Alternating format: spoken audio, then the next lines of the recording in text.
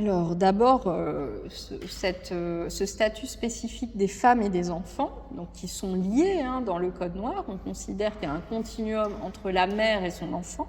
la mère esclave et l'enfant. Cela permet d'avoir un contrôle de la reproduction, puisque les femmes esclaves jouaient un rôle central dans la perpétuation de l'esclavage. Donc ça, c'est un sujet qui a été redécouvert ces dernières années, la place centrale des femmes dans ce système économique, car les enfants qui étaient nés d'une femme esclave étaient automatiquement esclaves, quel que soit le statut du père, c'est l'article 13 du Code noir, et cela permettait aux colons soit de maintenir, soit d'augmenter leur main-d'œuvre. Cela a pour conséquence pour ces femmes que leur sexualité est contrôlée et exploitée,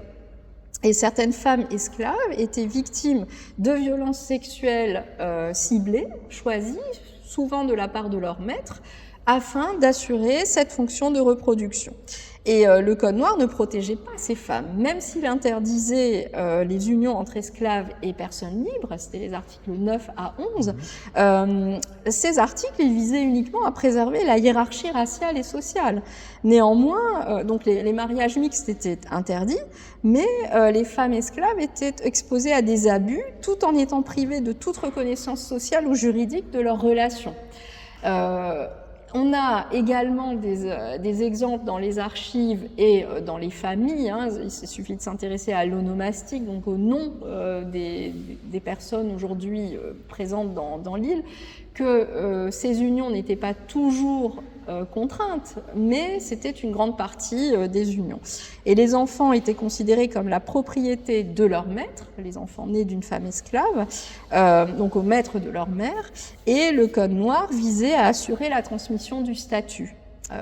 d'esclave par la lignée maternelle, en consolidant donc le système esclavagiste sur plusieurs générations. Alors, dans les mentalités de l'époque, il faut savoir que les femmes et les enfants faisaient partie de ce qu'on appelait la catégorie des faibles, qui avaient besoin d'une protection. Et le Code noir prévoyait parfois des traitements spécifiques pour les femmes et les enfants, mais pas toujours dans une logique de protection, mais plutôt toujours dans cette logique de domination qui différenciait à l'intérieur des dominés différentes catégories. Les femmes étaient plus exposées aux mauvais traitements que les hommes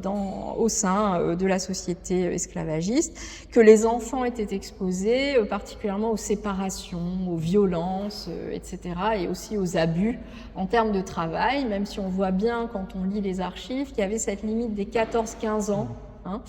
qui apparaît dans les recensements.